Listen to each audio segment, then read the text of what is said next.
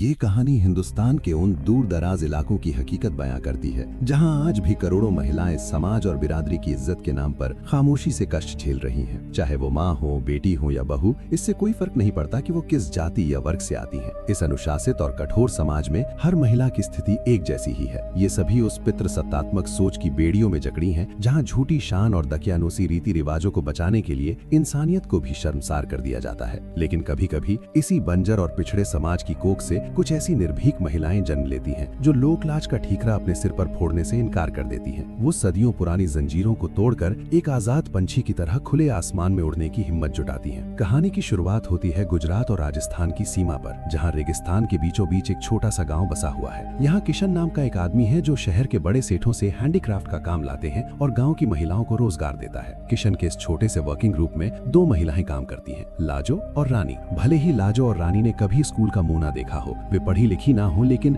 उनके दिल में भी जिंदगी को अपनी शर्तों पर जीने की एक दबी हुई ख्वाहिश जरूर है। रानी की जिंदगी आसान नहीं रही है। उसका एक 15 साल का बेटा है जिसका नाम गुलाब है। गुलाब अपने पिता की ही तरह ट्रक चलाने का काम सीख रहा है। बहुत साल पहले एक भयानक सड़क हादसे में रानी के पति की मौत हो गई थी। उस वक्त रानी की उम्र महज 16 या 17 साल रही होगी। इतनी कच्ची उम्र में ही विधवा होने के बाद रानी के कंधों पर पूरे परिवार का बोझ आ गया। तब से लेकर आज तक उसने हर मुसीबत का सामना करते हुए अपने परिवार को बखूबी संभाला है। घर में उसकी बूढ़ी सास भी है जो अब काफी बीमार रहती है और उनका पूरा दिन बिस्तर पर ही गुजरता है। अब जब उसका बेटा गुलाब बड़ा हो गया है और थोड़े पैसे कमाने लगा है तो रानी को एक नई चिंता सताने लगी है। उसने गुलाब के लिए एक लड़की देख रखी है। रानी का मानना है कि गुलाब अभी नादान है और गलत संगत में पड़ सकता है, लेकिन अगर उसकी शादी हो गई, जिम्मेदारियां सिर पर आएंगी तो शायद वो अपने दोस्तों के साथ आवारागर्दी करना छोड़ देगा। रानी अपनी सहेलियों के साथ दूसरे गाँव जाती है ताकि अपने बेटे गुलाब की शादी की बात पक्की कर सके। रास्ते भर गुलाब फोन पर यही जानने की कोशिश करता रहता है कि लड़की दिखने में कैसी है। लड़की के नाम जानकी है, उम्र लगभग 14 साल। ये साफ तौर पर एक बाल विवाह है, लेकिन रानी या उसके साथ आई किसी भी औरत के मन में जरा सी भी झिझक नहीं है। उनके लिए ये सब बिल्कुल सामान्य है। आखिर उनकी अपनी शादियां भी तो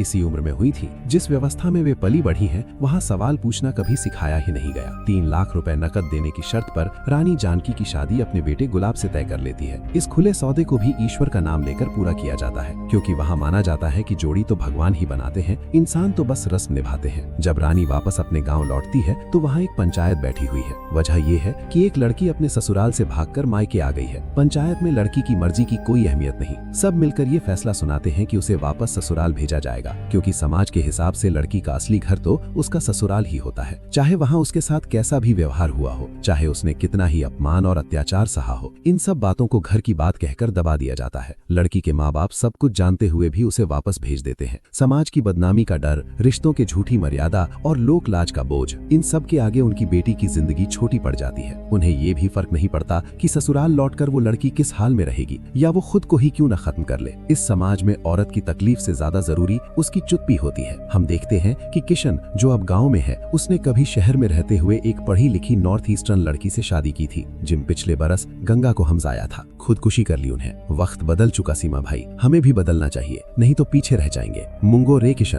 पंचायती के मामला में मत पड़। वो पहले ही बिरादरी की बहुत इज्जत कर चुके हैं। वो बाहर से वो लाके आज फटफटिया में लेके घूमता फिरता से उस विदेशी को, मैं कोई आसमान से टपकी नहीं हूँ, मणिपुर की रहने वाली हूँ। रोज फटफटिया में चढ़ के मैं बस स्टॉप जाती हूँ अपने पति के साथ। इसमें शर्म से मरने वाली बात क्या है? ज्यादा पढ़ाई की धौंस मत दे हमें। उसकी इस लव मैरिज ने गाँव के ठेकेदारों की नजरों में समाज की इज्जत को मटियामिट कर दिया था। खानदान की इज्जत के नाम पर उस लड़की को जबरन वापस भेज दिया गया। जाते वक्त उस लड़की की आंखों में सिर्फ आंसू नहीं थे, बल्कि अपने ही लोगों और अपने पति द्वारा मिले उस विश्वासघात की गहरी पीड़ा थी जिसे शब्दों में बयां नहीं किया जा सकता। वक्त बदला और गांव में एक डांस कंपनी ने अपना डेरा जमाया। ये कंपनी यहाँ कई दिनों तक रुकने वाली है। इस कंपनी की जान और सबसे बड़ा आकर्षण है बिजली, जिसके मंच पर आते ही पूरा गाँव उसकी एक झलक पाने को बेताब हो जाता है। उसकी हर लचक के साथ लोगों की धड़कनें थिड़कने लगती हैं। लेकिन बहुत कम लोग जानते हैं कि ये बिजली रानी की बचपन की सहेली है। उनकी ये दोस्ती तब शुरू हुई थी जब वे महज 14 से 15 साल की थी। रानी को वो दिन याद है जब उसका पति अक्सर बिजली के पास जाया करता था। एक रात बिजली खुद रानी के पति को, जो नशे में धुत था, घर छोड़ने आई थी। तब रानी इतनी भोली और नादान थी कि उसे बिजली में एक शुभचिंतक नजर आई। उसने खाना खिलाया और रात भर उससे बातें करती रही। उसे अंदाजा ही नहीं था कि उसके पति और बिजली के बीच क्या रिश्ता है। रानी के पति की मौत के बाद भी बिजली का आना जाना नहीं रुका।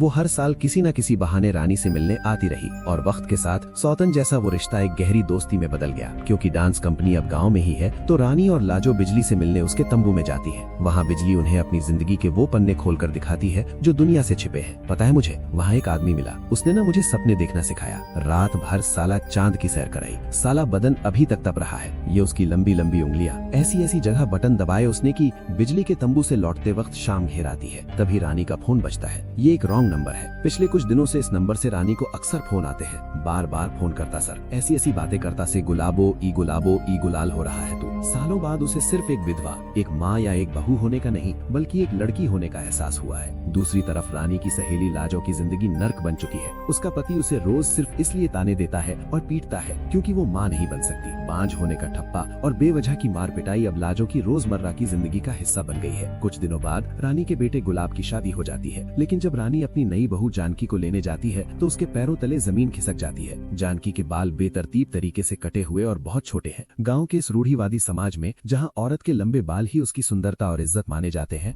वहाँ बहू के छोटे बाल होना किसी सामूहिक शर्मिंदगी से कम नहीं था। रानी जानती है कि अगर गांव वालों ने जानकी को ऐसे देख लिया तो घर की बची खुची इज्जत भी मिट्टी में मिल जाएगी, लेकिन वो खाली हाथ भी नहीं लौट सकती थी क्योंकि इससे तो और भी ज्यादा बदनामी होती। मजबूरी में वो जानकी का सिर पल्लू से पूरी तरह ढक देती है और उसे लेकर बस में बैठ जाती है। लेकिन किस्मत को कुछ और ही मंजूर था। तेरे पर घर पहुँचते ही कोहराम मच जाता है। गुलाब अपनी माँ पर भड़क उठता है। वो चिल्लाता है कि रानी ने जानबूझकर उसके लिए ऐसी दोषपूर्ण लड़की ढूंढी है ताकि समाज में उसकी नाक कट जाए। मुसीबत यही खत्म नहीं होती। शादी वाले दिन ही गुलाब की दादी की मौत हो जाती है। गांव वाले बातें बनाने लगते हैं कि नई बहू के कटे बाल और अपशगुन देखकर बुढ़िया को सदमा लगा और वो मर गई। हालांकि सच ये था कि दादी इतनी बुजुर्ग और कमजोर थी कि शादी की भाग दौड़ और सफर की थकान झेल नहीं पाई और नींद में ही चल बसी। पर समाज को तो बस ताने मारने का एक बहाना चाहिए था। जैसे जैसे समय बीत रहा है, रानी को अपने बेटे गुलाब में अपने ही मरहूम पति की परछाई दिखने लगी है। बंद कमरे से जब बहू जानकी के साथ मारपीट और जोर जबरदस्ती की आवाजें आती हैं, तो रानी का कलेजा कांप उठता है। वो जानती है कि वहाँ क्या हो रहा है क्योंकि उसने खुद बरसों ये सब सहा है। वो चीखें उससे सुनी नहीं जाती, इसलिए रातों को वो घर से निकलकर अपनी सहेली बिजली के तंबू में चली जाती है, जहाँ उसे थोड़ी शांति मिलती है। इस घुटन भरे माहौल के बीच किशन और उसकी पत्नी नोवी बदलाव की एक नई बयार है। किशन के यहाँ काम करने से गाँव की औरतें न सिर्फ पैसा कमा रही है बल्कि अपने पतियों पर उनकी निर्भरता भी कम हो रही है। किशन की पत्नी नोवी उन्हें पढ़ाई लिखाई की अहमियत समझा रही है। औरतें अब थोड़ी बहुत अंग्रेजी भी बोलने लगी है और शहर से बड़े बड़े ऑर्डर लाने में मदद करती है।